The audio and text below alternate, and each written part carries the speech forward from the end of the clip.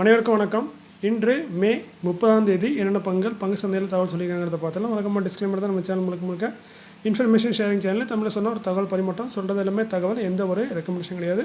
சில தகவல்கள் இருக்கும், வாய்ப்பு இருக்குது. கண்டிப்பாக கிராஸ் வெரிஃபை பண்ணுங்கள். செபி அட்வைஸ் கேட்டுக்கோங்க. நான் ஒரு செபி அட்வைஸ் இல்லை, நான் ஒரு சாதாரண இன்வெஸ்டர். எனக்கு தெரிஞ்ச தகவலை நண்பர்கிட்ட ஷேர் பண்ணுற மாதிரி உங்கள்கிட்ட ஷேர் பண்ணுறேன். ஸோ இது முழுக்க information sharing, no any recommendation, only information. Please consult your financial advisor. நீங்கள் வீடியோவில் பார்த்தீங்கன்னா ரிசல்ட்டு, டிவிடெண்டு, போனஸு, அதுக்கப்புறம் பார்த்திங்கன்னா அப்கமிங் போர்டு மீட்டிங். ஃபர்ஸ்ட்டாக நம்ம பார்க்கக்கூடிய கம்பெனி சண்முகா ஹாஸ்பிட்டல் லிமிடெட். 37 ரூபா காயின் பேஸு, 1,81 லட்சம் ப்ராஃபிட் பண்ணியிருக்காங்க. இயர்ல சேல்ஸ் 6% இம்ப்ரூவ் ஆயிருக்கு. நெட் ப்ராஃபிட் பார்த்திங்கன்னா 27% டவுனாக இருக்குது. ஸோ ஓவரால் ரிசல்ட்டு டவுனாக இருக்குது. நண்பர் ஒரு ரூபா கேட்டிருந்தாரு, அதுக்காக மென்ஷன் பண்ணியிருக்கேன். ரிசல்ட் வந்து ரொம்ப நாள் ஆகிட்டு. காமா ஹோல்டிங்ஸ் லிமிடெட் 2,676 ரூபா காயின் பேஸு, 527 கோடி ப்ராஃபிட் பண்ணியிருக்காங்க. நல்ல பெரிய ப்ராஃபிட்டாக தான் இருக்குது. சேல்ஸ் பார்த்திங்கன்னா 15% இம்ப்ரூவ் ஆயிருக்கு. பட் நெட் ப்ராஃபிட் பார்த்திங்கன்னா 15% டவுனாக இருக்குது. ஸோ இதை நம்ம கம்பேர் பண்ணி பார்க்கும்போது போன வருஷத்தோட கம்பேர் பண்ணும்போது குறைவாக ப்ராஃபிட் பண்ணியிருக்காங்க. மற்றபடி கம்பெனி 527 கோடி ப்ராஃபிட் பண்ணியிருக்காங்க. ஸோ ரிசல்ட்டே டவுனு தான். அதுமாதிரி கம்பெனி டிவிடெண்ட் அனௌன்ஸ் பண்ணால் வாய்ப்பு இருக்குன்னு சொல்லியிருந்தாங்க. போர்ட் ஆஃப் டைரக்டர் அது முடியாதுன்னு சொல்லி மறுத்துட்டாங்க. So no dividend. United drilling tools limited 199 ரூபா காயின் பேஸு, 3,90 லட்சம், 4 கோடி ப்ராஃபிட் பண்ணியிருக்காங்க. இயர்ல சேல்ஸ் 27% டவுனாக இருக்குது. பட் நெட் ப்ராஃபிட் பார்த்திங்கன்னா 27% உயர்ந்திருக்கு. ஸோ ரிசல்ட்டு நல்ல சூப்பரான ரிசல்ட்டு. ஏன்னா நெட் ப்ராஃபிட்டை பொறுத்த வரைக்கும் இதுக்கு முக்கிய காரணம் அதர் இன்கம் தான். அதுமாதிரி 60 பைசா டிவிடெண்டும் தராங்க ஒரு ஷேருக்கு. டிவிடெண்டில் பார்த்திங்கன்னா 4% வருது. செக்டர் வந்து industrial product. Joindre capital services limited 48 ரூபா காயின் பேஸு, 2,10 லட்சம் ப்ராஃபிட். சேல்ஸ் பார்த்திங்கன்னா 27% டவுனாக இருக்குது. நெட் ப்ராஃபிட் பார்த்திங்கன்னா நல்லா உயர்ந்திருக்கு. ஏன்னா போன வருஷம் இதே குவார்ட்டரில் 4 கோடி லாஸ் பண்ணாங்க. ஸோ லாஸ்ட்லேருந்து 2 கோடி ப்ராஃபிட் வந்திருக்காங்க கம்பெனி. ஸோ நல்ல ஒரு எக்ஸலண்ட்டான ரிசல்ட்டை ஜாயின்ட்ரி கேபிட்டல் சர்வீசஸ் லிமிடெட் போஸ்ட் பண்ணியிருக்காங்க. அதோட ஒரு சூப்பரான டிவிடெண்டும் தராங்க. வழக்கம் போல் 2 ரூபா டிவிடெண்ட் தராங்க. போன வருஷம் ஒரு தான் கொடுத்தாங்க. ஸோ கிட்டத்தட்ட 4% வருது டிவிடெண்ட் கரண்ட் ப்ரைஸ்க்கு. செக்டர் வந்து ஸ்டாக் புக்கிங் அலர்ட்ஸில் இருக்காங்க. 48 ரூபா கொஞ்சம் அதிகமான விலை மாதிரி தெரியும். பட் இது பென்னி ஸ்டாக் தான். ஏன்னா மார்க்கெட் கேப் வந்து ரொம்ப கம்மி. ஸோ ஒரு பென்னி ஸ்டாக்கு 4 ரூபா டிவிடெண்ட் தரதுங்கிறது ஒரு பெரிய விஷயம் தான், நல்ல விஷயம் இந்த ஸ்டாக்கை பொறுத்த வரைக்கும்.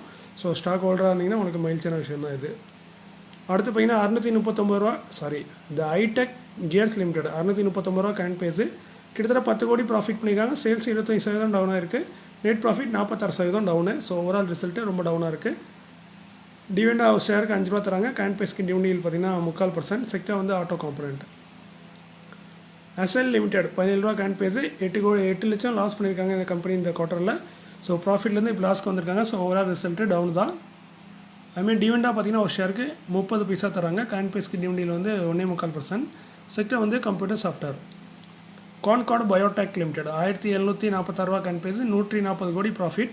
சேல்ஸ் 35%, நெட் ப்ராஃபிட் 47% உயர்ந்திருக்கு. ஸோ நல்ல ஒரு சூப்பரான ரிசல்ட்டை கான்கார்டு போஸ்ட் பண்ணியிருக்காங்க. 10 ரூபா 70 பைசா டிவிடெண்டும் தராங்க. டிவிடெண்டில் பார்த்திங்கன்னா 1/2%. செக்டர் வந்து pharmaceutical. Suryalata spinning mills limited coin base 351, 8 கோடியே 30 லட்சம் ப்ராஃபிட். சேல்ஸ் 1% இம்ப்ரூவ் ஆயிருக்கு. நெட் ப்ராஃபிட் 54% இம்ப்ரூவ் ஆயிருக்கு. ஸோ ரிசல்ட்டு எக்ஸலண்ட்டான ரிசல்ட்டு. டிவிடெண்டாக ஒரு ஷேருக்கு 2 ரூபாயும் தராங்க. டிவிடெண்டில் பார்த்திங்கன்னா 1/2%. செக்டர் வந்து அதர் டெக்ஸ்டைல் ப்ராடக்ட்டில் இருக்காங்க. Suryalata spinning mills. Mazagon dock ship builders coin base 3,480, 325 கோடி ப்ராஃபிட். சேல்ஸ் பார்த்திங்கன்னா 2% இம்ப்ரூவ் ஆயிருக்கு. நெட் ப்ராஃபிட் 51% டவுன் ஆயிருக்கு. ஸோ அந்த வகையில் ரிசல்ட்டாக பார்க்கும்போது டவுன் தான்.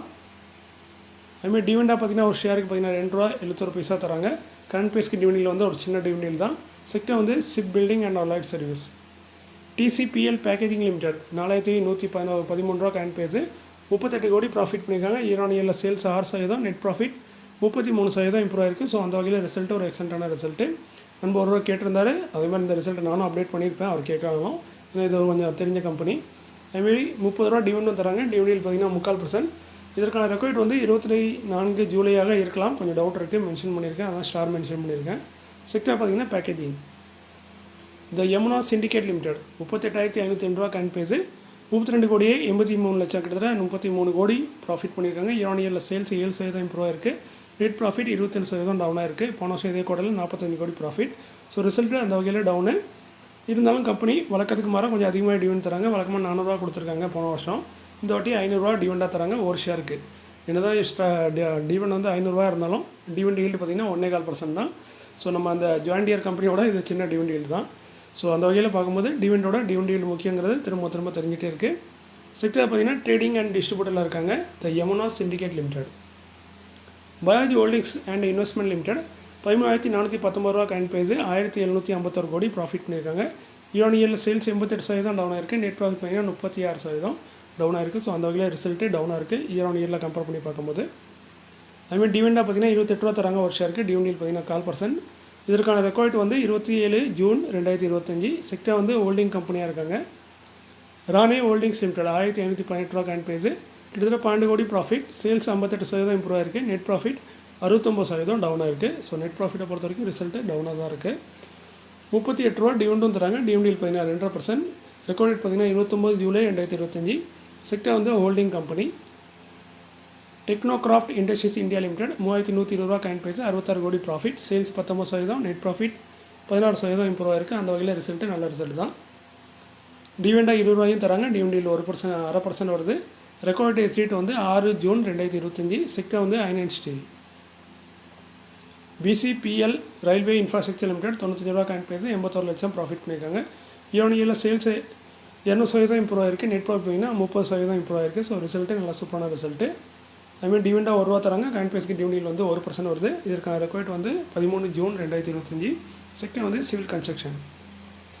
விமார்ட் ரீட்டைல் லிமிடெட் 3,406 ரூபா current price, 3:1 already bonus announce பண்ணியிருந்தாங்க. ஒரு ஷேருக்கு 3 ஷேர் போனஸாக தருவாங்க. ஒரு ஷேர் 4 ஷேராக மாறும். ப்ரைஸும் அட்ஜஸ்ட் ஆகும். அதற்கான ரெக்கார்ட் வந்து இன்றைக்கி அனௌன்ஸ் பண்ணியிருக்காங்க 23 ஜூன் 2025. செக்டர் வந்து டைவர்சிஃபைட் ரீட்டைலில் இருக்காங்க விமார்ட் ரீட்டைல். அடுத்து பார்த்தீங்கன்னா டைனமிக்ஸ் கேபிள்ஸ் லிமிடெட் 867 ரூபா கரண்ட் ப்ரைஸ், 1:1 போனஸ் தராங்க. ஒரு ஷேருக்கு ஒரு ஷேர் போனஸு, ப்ரைஸும் பாதி ஆயிரும். ரெக்கார்ட் டேட் வந்து இன்னும் அனௌன்ஸ் பண்ணல. ஏன்னா இன்றைக்கி தான் போனஸே அனௌன்ஸ் பண்ணியிருக்காங்க. கிட்டத்தட்ட ஒரு வாரம் 10 நாளைக்கு அப்புறம் தான் ரெக்கார்ட் அனௌன்ஸ் பண்ணுவாங்க. செக்டர் வந்து கேபிள் அண்ட் எலக்ட்ரிக்கல்ஸில் இருக்காங்க.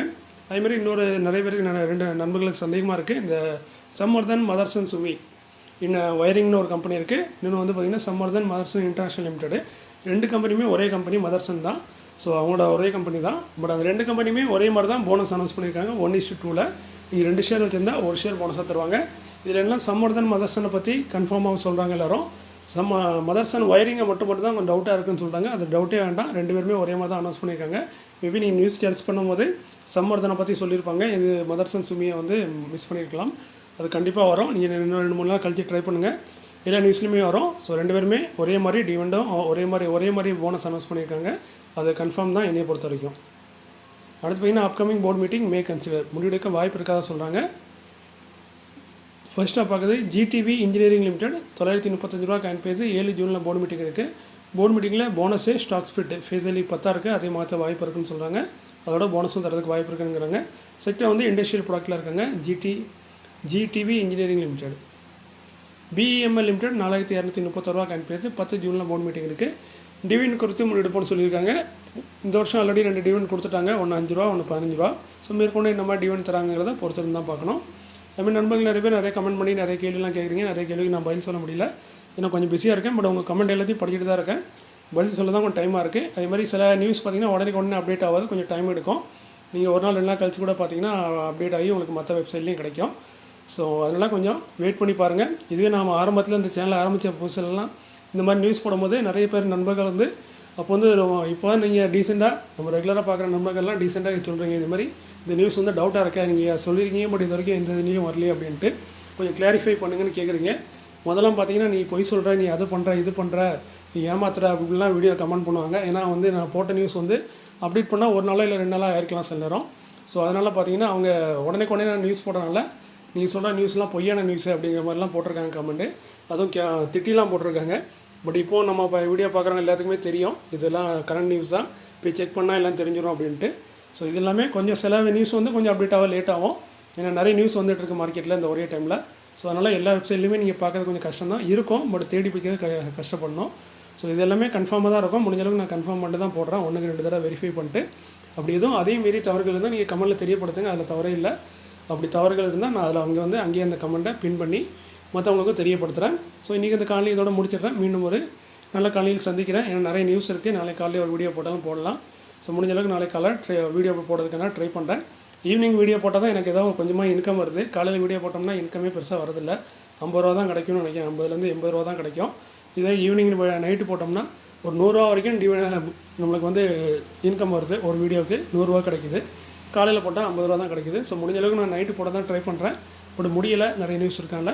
ஸோ இன்றைக்கி போட்டிருக்கேன், நாளைக்கு எப்படி போடுவோங்கிறத நாளைக்கு தான் பார்க்கணும். ஸோ மீண்டும் ஒரு நல்ல காலையில் உங்களை திரும்ப சந்திக்கிறேன். இப்படிக்கு உங்களில் ஒருவன். நன்றி, வணக்கம்.